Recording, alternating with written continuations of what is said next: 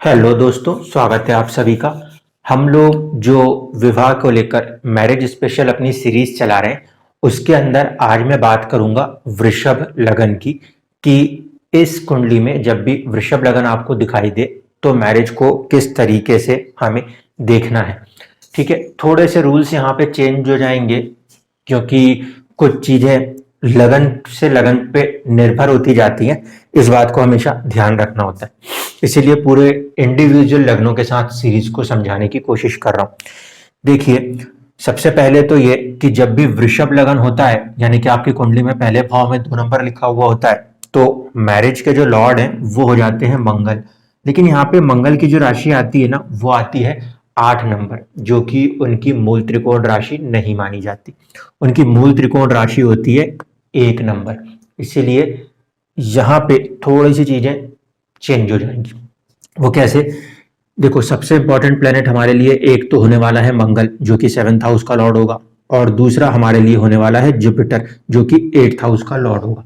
लेकिन मंगल अपने साथ 12th हाउस की भी कैपेसिटी को लेकर चलता है। इस कारण से मैं ये कह सकता हूं कि थोड़ा सा संघर्ष जो है ना, वो 2 नंबर की जो कुंडलियां हैं उनके मैरिड लाइफ में बरकरार ही रहता है, क्योंकि मंगल की एक राशि तो 7th हाउस की है, लेकिन दूसरी 12th हाउस की भी है। तो ये चीज पहले से हमें समझ के चलनी है। अब मान लीजिए कि आपका जो मंगल है वो कहाँ कहाँ नहीं बैठे, पहले इसकी चर्चा करते हैं, फिर अपन चलेंगे पॉजिटिव साइड पे। तो 7th हाउस का लॉर्ड है, जो कि हेल्थ ऑफ द मैरिज को बताएगा, ये कहाँ कहाँ ना बैठे। ये यहां पे ना बैठे, ठीक है। इसके बाद यहां पे भी ना बैठे, और यहां पे ना बैठे। इन 3 घरों में अगर मंगल आपको बैठा हुआ दिखता है तो फिर आपको ये मानना है कि बेहतर होगा ऐसे मैरिजेस के अंदर इन्वॉल्व होना जिसमें कि जो आपका पार्टनर है वो यूनिफॉर्म में हो या मर्चेंट नेवी। यूनिफॉर्म से मेरा मतलब है सेना में हो या फिर मर्चेंट नेवी, क्योंकि इसमें क्या हो रहा है कि जो फिजिकल हेल्थ है वो थोड़ा सा अपने से गलत घर में जा रही है। ऐसे परिस्थिति के अंदर ज़्यादा स्ट्रांग वहाँ पे आप जुड़ सकते हो जो हस्बैंड और वाइफ अलग अलग जगहों पे काम करते हुए जो आपको दिखते हैं, कि एक पर्सन जो है एक सिटी में काम कर रहा है और वाइफ जो है कहीं और काम कर रही है। इस तरीके से अगर ये फॉर्मेशन है तो ऐसे मैरिजेस ज़्यादा अच्छे माने जा सकते हैं, क्योंकि ये फिजिकल लेवल पे ऐसे सेपरेशंस को दिखा रहा है। ठीक है, इसके बाद गुरु की बात कर लेते हैं। पहले गुरु जो है वो आपको यहां से हमें देखना है, यहां पे बैठा होगा तो दिक्कत है ना। कई बार लोग मैरिज के लिए भी बहुत डिले या मना भी कर जाते।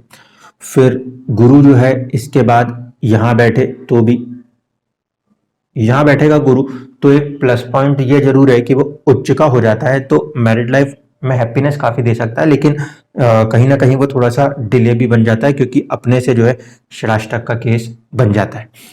इस तरीके से ही गुरु जो है अगर यहाँ पे बैठ जाए तो भी दिक्कत।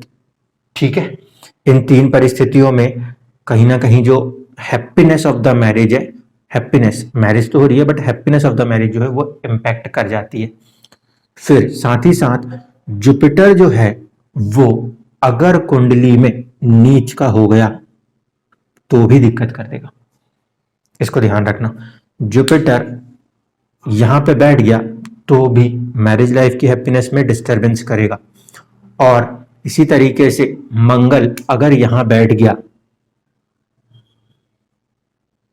और इसका ये जो नीच राशि है यहां से इसका नीचत्व भंग नहीं हुआ, तो ऐसी परिस्थिति में भी मैरिड लाइफ जो है वो डिस्टर्ब होगी। तो मैरिड लाइफ डिस्टर्ब होने के मैंने कौन से केसेस आपको दिए? एक तो जो जुपिटर को लेके मैंने अभी बताया, यहां पर यहां पर यहां पर, और जुपिटर का नीच का हो जाना।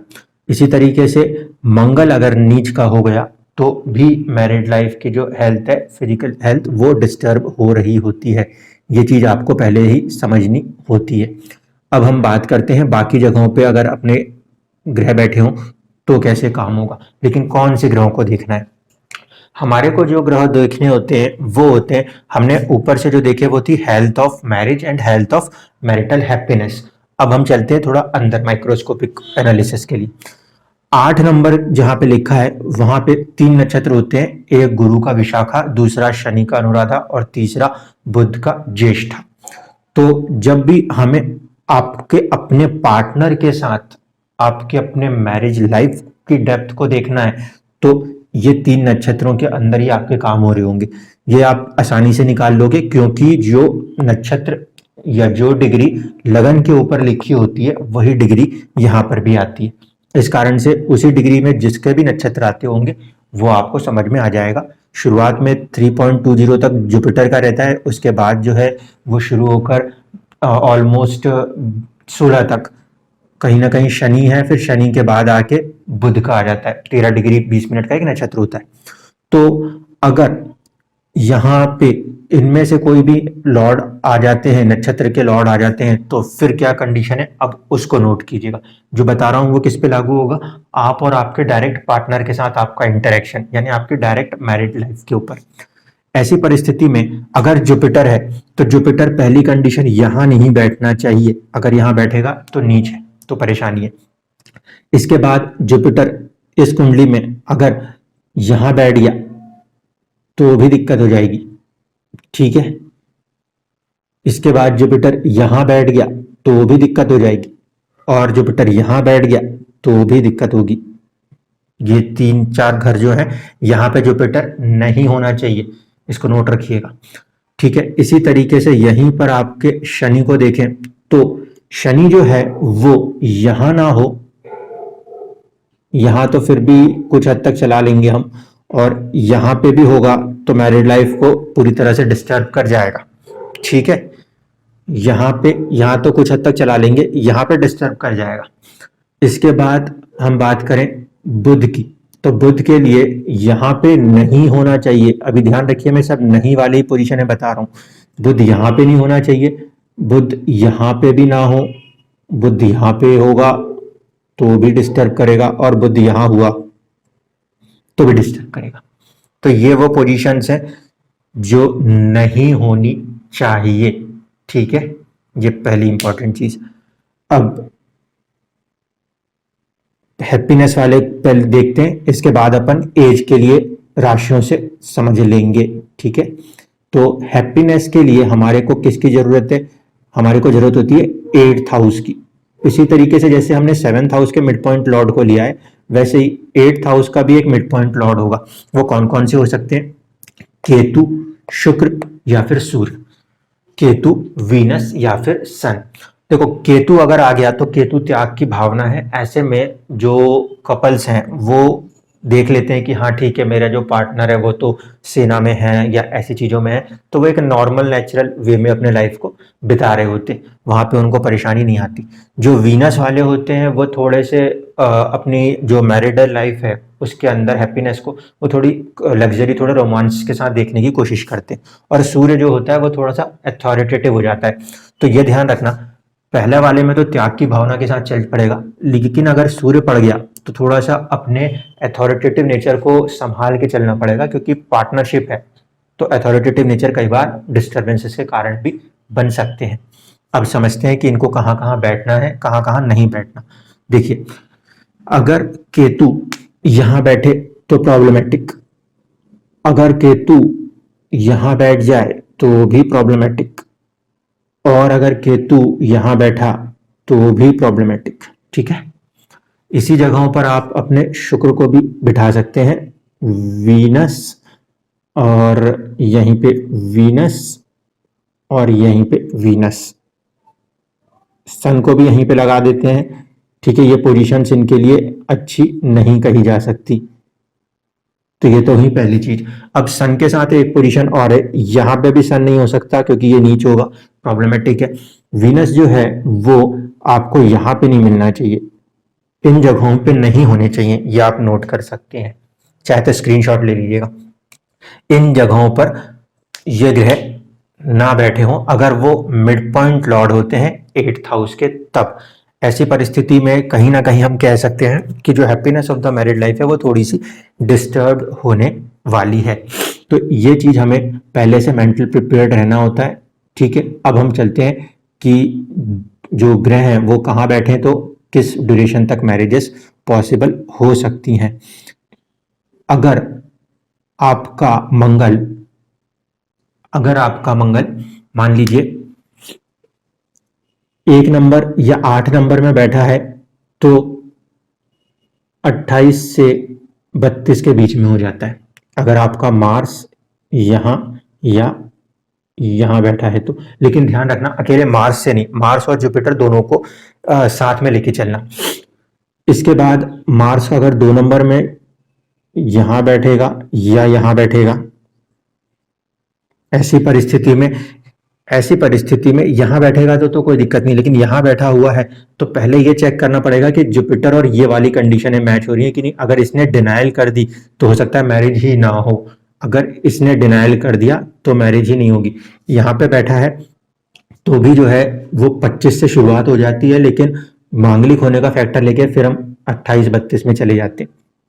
यहाँ पे अगर मंगल आ जाए 3 नंबर में बैठे या 6 नंबर में बैठे, ठीक है, ये जल्दी मैरिजेस कराने की क्षमता रखता है। तो कई बार मांगलिक होते हुए भी कुछ लोग अपनी मैरिज कर बैठते हैं 24 से 28 के बीच में। ठीक है, इस फॉर्मेशन के साथ में जो मंगल आता है, यहाँ पे जब मंगल आ जाए तब तो भी मेरी सलाह जितना देर उतना भला है ना, जितनी जल्दी आएगा उतनी, क्योंकि ये नीच राशि में है तो प्रॉब्लमेटिक होता है। यहाँ पे भी ऑलमोस्ट यही एज फैक्टर आ जाता है, लेकिन कोशिश ये होनी चाहिए कि थोड़ा सा चीज़ों को संभाल के चलना होगा। यहाँ पे मंगल आ जाए तो भी 28 और 32 का फैक्टर लेना है। यहाँ पे मंगल आएगा तो भी 28 और 32 का फैक्टर होगा। यहाँ पे आ जाए तो 24-28 भी चल सकता है और 28 से 32 भी चल सकता है। यहाँ पे मंगल आया या यहाँ पे मंगल आया तो फिर हमारी कोशिश होती है 30 और ये वाले फैक्टर को लेके चलने की। ठीक है, ये तो मैंने आपको मंगल की पोजीशन से बता दिया। अब जुपिटर की पोजीशंस को भी आप ले लीजिए। जुपिटर अगर यहाँ पर आ जाए, यहाँ पर आ जाए तो हमारी सलाह होगी इस फैक्टर पे चले। ठीक है, अगर जुपिटर यहाँ पर आए या जुपिटर यहाँ पर आए तो 16+ पे ये कभी भी दे सकता है, तो हम इसको लेके चलेंगे कि 28 से 32 वाला। इसी तरीके से जुपिटर किसी भी राशि में बैठा हो जाए इसके अलावा, तो सभी में उसका फैक्टर 16+ पे वो हैप्पीनेस को देने के लिए तैयार होता है। तो इनके साथ कनेक्ट जो होगा वो 28 से 32 ज्यादा स्ट्रॉन्ग कनेक्शन आता है। हाँ, अगर शनि कनेक्ट हो जाए किसी भी तरीके से, यहाँ बैठ जाए शनि या यहाँ बैठ जाए शनि, ऐसी परिस्थिति में फिर 30 से 36 को लिया जाता है। शनि कहाँ बैठ जाए, अगर यहाँ शनि बैठ जाए तो, या फिर यहाँ बैठ जाए तो हम मानते हैं कि 28 से 30 में हो रही होती है, या फिर मोस्टली 30 से 36 साल में जाके मैरिजेस को देखने को मिलता है। तो ये चीज होती है हमारे वृषभ लगन के साथ। आपको इसमें क्या चीजों को ध्यान रखना है, जो मैंने आपको पोजीशंस बताई हुई थी कि कहाँ कहाँ नहीं बैठा, अगर वहां बैठा है तो फिर आप अपने पार्टनर को उस नेचर के हिसाब से ही ढूंढें जो मैंने आपको पिछले वीडियो के सीरीज में समझाए हुए हैं। अगर यहाँ पे बैठा हुआ है मंगल या यहाँ पे बैठा हुआ है गुरु अगर यहाँ बैठा है तो आपको अपनी विजडम यूज करनी पड़ेगी मैरिटल लाइफ को बैलेंस रखने के लिए। अगर मंगल यहाँ पे बैठा हुआ है तो आपको अपना पैशन डेवलप करना पड़ेगा, करेज को सामने लाके ही अपने पार्टनरशिप्स को और मैरिजेस को आप आगे बढ़ा पाओगे। नवमांश के अंदर जब हम आएंगे तो इसी में जो नवमांश बनता है वो बनना शुरू होता है यहाँ से 10 नंबर, 11 नंबर, 12 नंबर, 1, 2, 3, 4, 5, 6 और 7। तो इनके जो नवमांश निकल के आते हैं ऑलमोस्ट वो यहाँ तक खत्म होते हैं। इनके नवमांश के हिसाब से ही जो राशि नवमांश में आएगी वो बताएगी कि इस फैक्टर को बैलेंस कैसे करना है। ये फैक्टर है, ये है बुल टॉरस। इसको बैलेंस करने के लिए अलग अलग फैक्टर्स काम करेंगे, जैसे कि यहाँ पे होता है हमारे लिए एक सेल्फ डिसिप्लिन, यहाँ पे होता है हमारा ह्यूमैनिटेरियन, यहाँ पे होता है हमारे विजडम को, यहाँ पे होता है हमारे करेज को, यहाँ पे होता है हम खुद को बैलेंस करें। यहाँ पर हम आते हैं तो फिर हमारे को अपने कम्युनिकेशन को बैलेंस करना होगा, यहाँ पे आएगा तो इमोशनल बैलेंस करने होंगे, यहाँ पे आएगा तो आपको ईगोज और रॉयल्टीज को बैलेंस करना पड़ेगा, और यहाँ पर आएगा तो फिर आपको अपनी समझ दिखानी पड़ेगी क्योंकि 6 नंबर लिखा है। तो इस तरीके से आपकी मेन कुंडली लगन कुंडली के साथ साथ अपने को नवमांश कुंडली भी देखनी होती है। जो पोजीशन मैंने यहाँ समझाई है वैसे ही इन ग्रहों की, मंगल और गुरु की, नवमांश में भी ये नीच के ना होते हों, इसको भी जरूर देख लीजिएगा। ये नीच गुरु होते हैं 10 नंबर में और मंगल होते हैं 4 नंबर में। अगर ऐसा होता है तो थोड़ी सी प्रॉब्लम मैरिड लाइफ में आपको देखने को मिल सकती है। मुझे उम्मीद है कि अब आप इस वीडियो को और पुरानी जो सीरीज के वीडियोज हैं उसको मिला के चीजें कनेक्ट कर पाओगे। मोस्ट ऑफ द एज जो है वो 28 से 32 पे जाती है, कुछ में होती है 24 से 28, वरना अगर शनि कनेक्ट हो जाए तो 30 से 36 के फैक्टर को लेके हमें चलना होगा। धन्यवाद।